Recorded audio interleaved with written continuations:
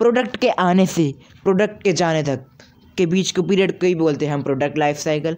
कितना उस प्रोडक्ट ने प्रॉफिट कमाया, कितना उस प्रोडक्ट ने सेल्स करी, इसे यह बोलते हैं हम प्रोडक्ट लाइफ साइकिल।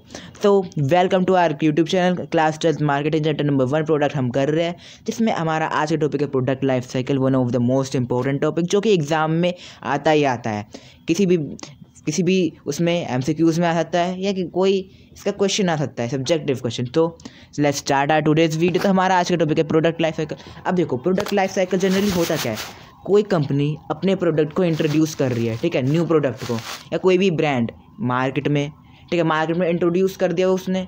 अब देखो, अब वो प्रोडक्ट हो सकता है कि सक्सेसफुली लॉन्च हो जाए या ना हो, ठीक है। तो अगर वो सक्सेसफुली लॉन्च हो गया तो धीरे धीरे उसकी सेल्स बढ़ेगी।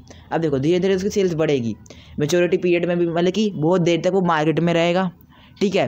अब कई बार बहुत देर तक मार्केट में रहता है तो कई बार लोग बोर हो जाते हैं, उनकी टेस्ट एंड प्रेफरेंस चेंज हो जाते हैं, कोई भी और रीज़न, उसकी वजह से प्रोडक्ट की सेल डिक्लाइन होने लगेगी।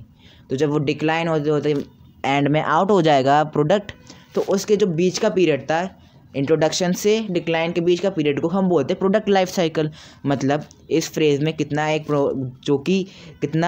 प्रोडक्ट ने प्रॉफिट कमाया कंपनी के लिए, कितना उसने सेल्स करी, तो यही हमें बताता है प्रोडक्ट लाइफ साइकिल। देखो, the product life cycle tell about the sales and profit of the product, है ना। It shows product when product is introduced in the market until its decline, ठीक है। देखो, या तो प्रोडक्ट बहुत देर तक मैच्योरिटी फेज में रहता है। मैच्योरिटी फेज का मतलब क्या है, देखो, मैच्योरिटी फेज वो फेज होती है जिसमें प्रोडक्ट बहुत लंबे समय तक मार्केट में बना रहता है। देखो, एक पॉइंट होता है जिसमें प्रोडक्ट की सेल बढ़ रही होती है, उसे हम ग्रोथ स्टेज बोलते हैं, और जब बढ़ रही होती है तो एक पॉइंट में वो रुक जाती है और उसमें उसका प्रॉफिट चलता रहता है, ठीक है। तो एक मैच्योरिटी फेज होता है जिसमें सक्सेसफुली लॉन्च हो गया है और कस्टमर ने उसने अप्रूव कर दिया है प्रोडक्ट को, और वो बहुत देर तक मैच्योरिटी फेज तक रहता है, ठीक है, उसमें रेगुलर प्रॉफिट आता रहता है प्रोडक्ट से, ठीक है। तो उसे हम मैच्योरिटी फेज बोलते हैं। या तो वो बहुत लॉन्ग टाइम के लिए मैच्योरिटी फेज में रहता है, या वो डिक्लाइन ही ना फेस करे। अब डिक्लाइन कैसे ना फेस करे, अब देखो यार, बहुत सारी कंपनियाँ स्ट्रैटेजी फॉलो करें ताकि उनका प्रोडक्ट जल्दी से इंट्रोडक्शन स्टेज से ग्रोथ स्टेज में आ जाए, फिर मैच्योरिटी स्टेज में रहे बहुत देर तक, और इतनी देर तक रहेगी कि उनका प्रोडक्ट डिक्लाइन ही ना करे कभी। कई सारी कंपनी स्ट्रैटेजी यूज़ करती है, ठीक है। सो प्रोडक्ट लाइफ साइकिल क्या होता है, हम बता दें, कोई भी प्रोडक्ट की सेल्स और प्रॉफिट जो कि उसने अपनी लाइफ में, मतलब कि प्रोडक्ट लाइफ साइकिल्स बताती है कि कोई भी सेल या प्रोडक्ट, मतलब कोई भी सेल या प्रॉफिट किसी प्रोडक्ट की, ठीक है, वो बताता है कि जब प्रोडक्ट इंट्रोड्यूस हुआ था और जब तक वो डिक्लाइन हुआ था, उसकी बीच की सेल्स एंड प्रॉफिट, या तो बहुत लॉन्ग टाइम के लिए वो मैच्योरिटी फेज में रहेगा, या कभी डिक्लाइन फेज फेस ही नहीं करेगा, ठीक है। तो product life cycle divided into 4 stage. अब कौन सी 4 स्टेज, तो ये 4 स्टेज होते हैं। सबसे पहले introduction, second growth, maturity and decline. अब देखो, सबसे पहले इनका मीनिंग समझो। देखो, इंट्रोडक्शन स्टेज में क्या होता है कि कंपनी ने प्रोडक्ट इंट्रोड्यूस कर लिया, किसी ब्रांड ने प्रोडक्ट इंट्रोड्यूस कर लिया, ठीक है। अब इंट्रोड्यूस कर लिया, उसके बाद क्या होता है, अब अगर वो सक्सेसफुली इंट्रोड्यूस हो गया, कई सारी कंपनीज होती है, कई सारे प्रोडक्ट्स होते हैं कि उनका प्रोडक्ट जो कि होता है ना, इंट्रोडक्शन स्टेज में ही फेल हो जाता है। क्यों? हो सकता है कि नीड्स एंड वांट्स एकदम चेंज हो गई हो कस्टमर की, या ये भी हो सकता है कि उन्होंने सही से एनालिसिस नहीं करा हो, मार्केट एनालिसिस नहीं करा हो, कस्टमर की जो नीड्स एंड वांट्स है उसे सही से आइडेंटिफाई नहीं करा हो, कुछ भी रीज़न हो सकता है। अब जो सक्सेसफुल हो जाते हैं वो ग्रोथ स्टेज में पहुंच जाते हैं। ग्रोथ स्टेज में क्या होता है, अब देखो, इलेक्ट्रिक व्हीकल्स, ठीक है, इलेक्ट्रिक व्हीकल्स है, उन्हें इनका इंट्रोडक्शन हुआ, अब लोग उसे खरीद रहे हैं, तो उनकी धीरे धीरे उनकी सेल्स बढ़ती जा रही है, तो वो ग्रोथ स्टेज में आते जा, मतलब कि ग्रोथ स्टेज में क्या होता है, पहले तो इंट्रोड्यूस हो गया सक्सेसफुली, अब प्रोडक्ट इंट्रोड्यूस हो गया, वो धीरे धीरे उसकी सेल्स बढ़ती जा रही है कंपनी के लिए, ठीक है, सेल्स बढ़ती जा रही है। अब सेल्स इतनी बढ़ जाएगी, फिर उस सेल्स इतनी बढ़ती चली जाएगी कि कॉम्पिटिटर्स भी आ जाएंगे। अब कॉम्पिटिटर्स क्यों आ जाएंगे भाई, देखो, इंट्रोडक्शन स्टेज में नया प्रोडक्ट था, अब देखो, जो चीज़ फेमस होती है उसी में कॉम्पिटिटर्स भी आ जाते हैं, ठीक है। अब फेमस है, उसी की कॉम्पिटिटर्स कॉपी कर लेते हैं, या उसके जैसा कोई न्यू फीचर्स उसमें ऐड करके बेचने लगते हैं, तो फेमस प्रोडक्ट्स के लिए होता है। अब इंट्रोडक्शन स्टेज में इतना थोड़ी ना था फेमस, उसे तो पहले स्टार्ट ही किया था कंपनी ने। फिर मैच्योरिटी स्टेज में आ जाता है। मैच्योरिटी स्टेज में क्या होता है, बहुत ज़्यादा कंपटीशन हो जाता है, कंपनी को अपनी एक अलग से ब्रांड आइडेंटिफिकेशन, मतलब कि मार्केटिंग करनी पड़ती है, जिसमें वो प्रोडक्ट डिफ्रेंशिएशन करते हैं, अलग प्रोडक्ट या ब्रांड के नाम पे वो प्रोडक्ट बेचते हैं। इसमें कभी कभार मतलब कि हो सकता है कि कंपनी उसका प्राइस कम कर दे। क्यों प्राइस कम कर दे? क्योंकि कंपटीशन ज़्यादा हो जाता है। फिर अगर कोई प्रोडक्ट है ज़्यादा देर तक मेच्योरिटी स्टेज में नहीं रहा या ज़्यादा देर तक मेच्योरिटी स्टेज में रहा भी, फिर अगर वो डिक्लाइन स्टेज में जाने लगा, ठीक है, डिक्लाइन स्टेज में चला गया, तो कंपनी ट्राई करती है न्यू फीचर ऐड करके उसे मार्केट में रखने के लिए।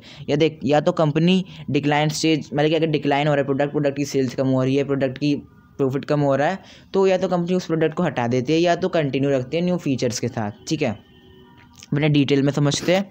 तो सबसे पहले आता है इंट्रोडक्शन स्टेज। अब इंट्रोडक्शन स्टेज में क्या होता है, कंपनी अपना न्यू प्रोडक्ट लॉन्च करती है, प्रोडक्ट लॉन्च कर दिया मार्केट में, अब प्रोडक्ट के बारे में अवेयरनेस फैलानी होगी, है ना, ये नया प्रोडक्ट मार्केट में आया है, तो वो प्रमोशन करते हैं। ठीक है, प्रमोशन होती है प्रोडक्ट की। अब इसमें क्या होता है, या तो कंपनी प्राइस कम रखे क्योंकि उन्हें प्रोडक्ट बेचना है, इंट्रोडक्शन स्टेज है, या तो ज़्यादा रखे क्योंकि अगर सोचो अगर 10 रुपये का प्रोडक्ट है, उसकी डेवलपमेंटल कॉस्ट ही क्या है, डेवलपमेंटल कॉस्ट मतलब कि जितने में प्रोडक्ट बना है 15 रुपये है, तो 10 रुपये में बेच के तो उसे वैसे भी लॉस होएगा, चाहे वो ग्रोथ स्टेज में हो, किसी भी स्टेज में हो, तो उसे 20 रुपये को कुछ तो रखना पड़ेगा ना, ताकि उनकी डेवलपमेंटल कॉस्ट तो रिकवर हो जाए, है ना। तो लेस प्राइस रख सकती है या तो ज़्यादा प्राइस रख सकती है, डिपेंडिंग अपॉन ना क्या कंपनी चूज़ करती है। ठीक है, अब इसमें क्या होता है, देखो इसमें इसकी कैरेक्टरिस्टिक्स का, अब देखो ये रिस्की होता है क्योंकि न्यू प्रोडक्ट कोई अच्छे से अच्छा कोई भी मार्केटियर होगा ना, अच्छे से अच्छी कंपनी भी होगी, नया प्रोडक्ट लॉन्च कर रही है, वो ऑलवेज रिस्की ही होता है। ठीक है, अब देखो इसकी कैरेक्टरिस्टिक्स कुछ होती है, एक्सेप्टेंस ऑफ द प्रोडक्ट। देखो कस्टमर जब तक एक्सेप्टेंस नहीं दिखाता प्रोडक्ट की, जब वो एक्सेप्ट कर लेगा तो वो ग्रोथ स्टेज में पहुंच जाएगा। अभी कस्टमर देखेगा खरीद के, ठीक है, एक्सेप्टेंस दिखाएगा प्रोडक्ट की। ठीक है, तो acceptance of the product by customer. ठीक है, हाई प्रमोशन कॉस्ट। ठीक है, हाई प्रमोशन कॉस्ट तो क्यों होगी, अरे यार हमें प्रोडक्ट के बारे में बताना है कि हमारा नया प्रोडक्ट आया है, इसे खरीदो। ठीक है, क्यों इतनी हाई कॉस्ट ले गए हम, ताकि फ्यूचर प्रॉफिट की एक्सपेक्टेशन होगी। Customer have low awareness. अब देखो लो सेल्स, अब लेस प्रॉफिट क्यों होएगा इंट्रोडक्शन फेज में, अरे यार प्रोडक्ट के बारे में पता ही नहीं कस्टमर को, जब पता चलेगा जब भी तो वो खरीदेगा, है ना, ऑब्वियस सी बात है। उसके बाद क्या आते हैं, those who are willing to try. अब देखो कोई नया प्रोडक्ट है, अब दुकान पे जाओगे, ठीक है, कोई नया प्रोडक्ट आया, नया स्नैक्स का पैकेट आया, ठीक है, एक दो ही खरीद के देखोगे ना, या पूरा बंडल उठा के ले आओगे, एक दो खरीद के देखोगे ना कि कैसा है प्रोडक्ट, अच्छा है नहीं है, ठीक है, तो उसे हम ट्रायल परचेज बोलते हैं। Those who are willing to try a product do in small quantity known as trial purchase, हम ट्रायल परचेज बोलते हैं। और इसमें कंपटीशन लिमिट होता है। अरे यार देखो मैंने आपको बताया था, जो ज़्यादा फेमस होता है उसी की ज़्यादा कॉपी होती है। अब ये देखो ये इधर इंट्रोडक्शन स्टेज में जो प्रोडक्ट है वो ज़्यादा पॉपुलर ही नहीं है, क्योंकि देखो अवेयरनेस ही नहीं है, लो अवेयरनेस है, तो कॉम्पिटिटर लिमिटेड होता है, एक दो ज़्यादा कॉम्पिटिटर्स नहीं होते, कम होते हैं। अब इसमें लेस प्रॉफिट होता है या नो प्रॉफिट होता है, सेल्स भी कम होती है, लेस प्रॉफिट ही होता है, सेल्स कम होती है, इसलिए कभी कभार नो प्रॉफिट भी होता है, मतलब कि प्रॉफिट ही नहीं होता। ठीक है, अब नेक्स्ट क्या, अगर कोई सक्सेसफुली लॉन्च हो जाता है तो धीरे धीरे फिर उसका वो बढ़ता है प्रॉफिट। ठीक है, अब इसकी मार्केटिंग स्ट्रैटेजी क्या होगी, देखो प्रोडक्ट प्रमोट होएगा, उसकी अवेयरनेस क्रिएट करी जाएगी, फिर प्राइसिंग या तो कम रख लो, क्यों, क्योंकि हमें वो क्या करना है, मार्केट शेयर बढ़ाने, मतलब कि ज़्यादा मार्केट शेयर्स ग्रैब करने हमें, या तो उसका प्रोडक्ट का हाई रख लो प्राइस, क्योंकि हमें डेवलपमेंटल कॉस्ट रिकवर हो, डिपेंडिंग अपॉन द कंपनी का क्या ऑब्जेक्टिव है, क्या वो चाहती है। ठीक है, डिस्ट्रीब्यूशन चैनल हम सेलेक्टिव कर सकते हैं। ठीक है, मतलब कि सेलेक्टिव होता है, हम जो डिस्ट्रीब्यूशन चैनल है वो एक्चुअल में हम कब सेलेक्ट करते हैं, जब हम ग्रोथ स्टेज में पहुंच जाते हैं, इसमें सेलेक्टिव होता है, क्योंकि कस्टमर ने अभी तक एक्सेप्टेंस पूरी तरह दिखाई नहीं है, वो अभी देख रहे हैं प्रोडक्ट को ट्राई करके, हमने ट्रायल परचेस देखा था ना। अब marketing communication see to educate, अब मार्केटिंग कम्युनिकेशन इंपॉर्टेंट हो जाती है, मार्केटिंग इंपॉर्टेंट हो जाती है इसमें, क्योंकि हमें प्रोडक्ट के बारे में अवेयरनेस क्रिएट करनी होती है, बताना होता है कि ये है मार्केट में, कस्टमर को बताना होता है। ठीक है, ये मार्केट में ये प्रोडक्ट है मार्केट में। अब नेक्स्ट आता है हमारा ग्रोथ स्टेज। अब ग्रोथ स्टेज में क्या होता है, सक्सेसफुली लॉन्च हो जाता है, वही प्रोडक्ट पहुंचता है ग्रोथ स्टेज में जो सक्सेसफुल लॉन्च हो जाता है, जो इंट्रोडक्शन में ही आया, इंट्रोडक्शन में ही डिक्लाइन हो गया, उसे हम फेलचर प्रोडक्ट बोलते हैं, फेल हो गया वो प्रोडक्ट, और जो ग्रोथ स्टेज में आ जाता है तो वो सक्सेसफुली लॉन्च हो गया प्रोडक्ट। ठीक है, इसमें क्या होता है, इसमें सेल्स इंक्रीज़ होने लगती है, सेल्स इंक्रीज़ होगी तो प्रॉफिट भी थोड़ा थोड़ा इंक्रीज़ होएगा ना, पर इंक्रीज़ इन सेल्स के साथ साथ हमारे जो वो है क्रेडिटर भी, मतलब सॉरी क्रेडिटर्स नहीं, हमारे कॉम्पिटिटर्स भी बढ़ने लगते हैं। ठीक है, तो क्या आ जाता है, कॉम्पिटिटर्स भी बढ़ते हैं, कस्टमर भी बढ़ते हैं। ठीक है, इसके कैरेक्टरिस्टिक क्या होता है, इंक्रीज द कॉम्पिटिशन, मैंने बोला कॉम्पिटिशन बढ़ने लगते हैं। ठीक है, अब देखो या तो कंपनी सेम जो भी अमाउंट जो भी प्राइस था वो रखे, या तो देखो सेम प्राइस क्यों रख सकती है कंपनी, क्योंकि उसे डिमांड एंजॉय कर रही है। देखो धीरे धीरे उसकी सेल्स बढ़ रही है तो डिमांड आ रही है ना। सेल्स कब बढ़ेगी, जब कस्टमर डिमांड करेगा जब भी तो हमारी सेल्स बढ़ेगी। तो in growth stage the product has been successfully launch हो गया, इंक्रीज इन सेल है, न्यू कस्टमर आ रहे हैं, ठीक है, मार्केट एक्सपेंशन हो रहा है क्योंकि न्यू कस्टमर आ रहे हैं, ठीक है। ये होती है हमारी ग्रोथ स्टेज। सो इसके मार्केटिंग स्ट्रेटेजी क्या है, प्रोडक्ट की क्वालिटी सेम रखो, ऊपर नीचे मत करो प्रोडक्ट की क्वालिटी की, ऊपर नीचे कर दी। अभी तो सक्सेसफुली लॉन्च ही हुआ है, पूरी तरह सक्सेस नहीं हुआ, ठीक है, सक्सेसफुली लॉन्च हो गया है, ठीक है। तो इसमें क्या है, product quality is maintain, product की क्वालिटी मेंटेन है, या तो कोई एडिशनल फीचर हम ऐड कर सकते हैं, ठीक है। प्राइसिंग में रिमेन सेम, प्राइसिंग सेम रखे क्योंकि क्या मैंने बताया था ना कि डिमांड एंजॉय कर रही है पर लिटिल कंपटीशन भी है ना। अब डिस्ट्रीब्यूशन चैनल ऐडेड, अब इसमें एक प्रॉपर डिस्ट्रीब्यूशन चैनल हम ऐड कर देंगे, जैसे कि कोई भी होता है डायरेक्ट इनडायरेक्ट, हमने पढ़ा था पहले, सॉरी हम पढ़ेंगे थर्ड चैप्टर में डिस्ट्रीब्यूशन चैनल के बारे में भी, डायरेक्ट एंड इनडायरेक्ट होते हैं, हमने क्लास 11 में पढ़ा था, ठीक है। 0 लेवल 1 लेवल 2 लेवल 3 लेवल ये डिस्ट्रीब्यूशन चैनल होते हैं। एज डिमांड राइजेस, जैसे जैसे डिमांड राइज करेंगे हम डिस्ट्रीब्यूशन चैनल ऐड करते रहेंगे।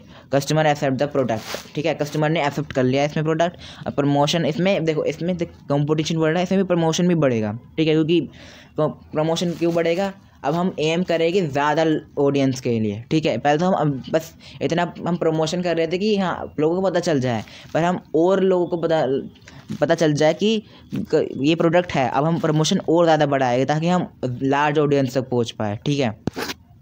नेक्स्ट आता है मैच्योरिटी स्टेज। अब मैच्योरिटी स्टेज में क्या होता है, इन this stage the product stand and heat the competition, heat of competition, मतलब कि कॉम्पिटिशन बहुत ज़्यादा बढ़ जाता है, ठीक है, ठीक है। और कस्टमर अप्रूव कर देता है प्रोडक्ट को कि हाँ मतलब कि प्रोडक्ट अच्छा है और वो रेगुलरली परचेज करने लगता है, ठीक है। अब इसमें क्या होता है, सक्सेसफुल ब्रांड, अब देखो इसमें एक ब्रांड बन जाता है, एक प्रोडक्ट ब्रांड जो भी उसका ब्रांड होता है वो ब्रांड बन जाता है प्रोडक्ट, ठीक है। बिकेम मोर अलाइक, मतलब कि ज़्यादातर अवेलेबल होता है। देखो मैच्योरिटी स्टेज में बहुत ज़्यादा सेल्स भी होती है, ठीक है, इंक्रीज हो रही है उसमें सेल्स। अब सेल्स बहुत पीक में पहुंच गए, अपने टॉप पे पहुंच गई इसमें, ठीक है। तो धीरे धीरे डिक्लाइन भी होने लगती है, क्यों होने लगती है मैं अभी अब आपको बताऊंगा। In this stage product dates, मतलब कि ज़्यादा कंपटीशन होता है। देखो अब ज़्यादा कंपटीशन हो रहा है, तो कंपटीशन हो रहा है, वो अपना अपना प्रोडक्ट भी लॉन्च करेंगे कॉम्पिटिटर्स, तो उसकी वजह से थोड़ी थोड़ी सेल गिरने लग जाती है, कम होने लग जाती है, ठीक है। कॉस्ट विल भी डिक्रीज, कॉस्ट हम डिक्रीज कर सकते हैं क्योंकि बहुत ज़्यादा कॉम्पिटिशन हो गया है। Competitors entering the market increase, अब मार्केट इंक्रीज हो रहा है क्यों, कॉम्पिटिटर्स आ रहे हैं, ठीक है। पहले कम थे कॉम्पिटिटर्स, मार्केट भी कम था, ठीक है।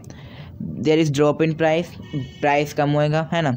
अब इसमें एडवर्टीजमेंट ज़्यादा होता है, इसमें प्रोडक्ट डिफ्रेंसिएशन करना पड़ता है हमें, क्यों, देखो हमारा प्रोडक्ट अलग है इन सब प्रोडक्ट से, हम बताएंगे तभी तो लोग हमारा प्रोडक्ट खरीदेंगे। हमें लोगों को ये बिलीव कराना है कि हमारा प्रोडक्ट अच्छा है बाकी कॉम्पिटिटर से, ठीक है। अब या तो वो फीचर्स हो सकता है या तो वो साइकोलॉजिकल हो सकता है, कोई भी डिफ्रेंसिएशन हो सकता है, ठीक है। उसमें डिक्रीज़ होती है प्रॉफिट, क्यों मैंने आपको बताया था सेल धीरे धीरे डिक्रीज़ होने लगती है तो प्रॉफिट भी डिक्रीज़ होएगा, ठीक है। अब नेक्स्ट क्या था, डिक्लाइन स्टेज।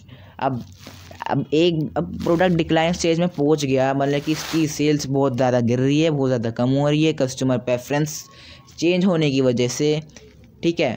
अब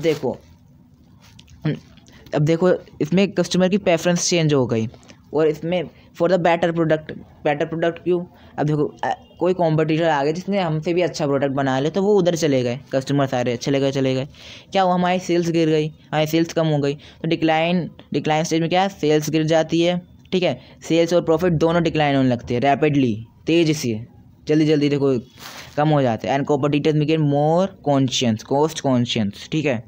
सेल्स वॉल्यूम कम होने लगती है, प्रॉफिटेबिलिटी भी डिक्रीज ही हो जाती है, ठीक है। अब इसमें क्या होता है, या तो कंपनी मेंटेन कर सकती है अपने प्रोडक्ट न्यू फीचर ऐड करके, ठीक है। न्यू फीचर से ऐड कर लिया हमने, अरे हमारे फ़ोन में कैमरा नहीं था, कैमरे की वजह से लोग दूसरे फ़ोन ख़रीद लेते, हमने अपने फ़ोन में कैमरा ऐड कर दिया, ठीक है, तो उसे न्यू यूज़र्स को हम देंगे, ठीक है। Product can be maintain by other adding new features, new feature add करके हमने उसे सेल कर दिया न्यू यूज़र्स को, ठीक है। पहले कि उसके न्यू यूजेस भी बता दिए, जैसे कि इसमें कैमरा, इसमें 2 कैमरे, इसमें 3 कैमरे, इसमें 4 कैमरे हैं, तो उसके न्यू यूजेस बता दिए, इस कैमरे का ये यूज़ है, इस कैमरे का ये यूज़ है, ठीक है। 4 कैमरे हैं, 2 कैमरों का अलग यूज़ है, इसे हम ऐसे भी यूज़ कर सकते हैं। अलग अलग यूजेस बता दिए अपने प्रोडक्ट के, ठीक है। अब the cost can be reduce, cost को रिड्यूस करना, कोस्ट कैन बी रिड्यूस मतलब कोस्ट कम करके हम जो हमारे लॉयल कस्टमर है। अब लॉयल कस्टमर कौन होते हैं? अब देखो, आपके आसपास कोई रिटेल शॉप होगी जिससे आप रेगुलरली ख़रीदते ही होगे, उससे ही ख़रीदते होगे, किसी और से ख़रीदना ही नहीं है भाई, ये अच्छा सामान देता है, ये फ्रेश सामान देता है, हम इससे ही खरीदेंगे, किसी और से खरीदेंगे ही नहीं। भले ही वो ये 2-3 रुपये महंगा दे, कितने भी रुपये महंगा दे, हम तो इससे ही खरीदेंगे। तो वो एक तरह का लॉयल कस्टमर हो जाता है, ठीक है। The product can be discontinued. अब या तो अरे यार हम सोच गए अरे क्या फ़ीचर ऐड करो, डिसकंटिन्यू करो, इसके सेल्स कम हो रही है, प्रॉफिट भी कम हो रहा है इसकी वजह से हमारा, इसके डिसकंटिन्यू कर दो भाई, ठीक है। डिसकंटिन्यू कर देती है, या जो फॉर्म करना चाहते हैं नहीं हम तो करेंगे कंटिन्यू, हम तो कंपटीशन करेंगे, हम तो सर्वाइव करेंगे मार्केट में, तो वो फीचर ऐड करके लॉयल कस्टमर को दे के बस अपना प्रोडक्ट कंटिन्यू कर सकती है, ठीक है। तो यही था हमारा आज का टॉपिक। अगर आपको पसंद आया तो please subscribe to our channel, like to this video. So आगे और अपडेट्स आपको मिलते रहेंगे। Thank you, bye.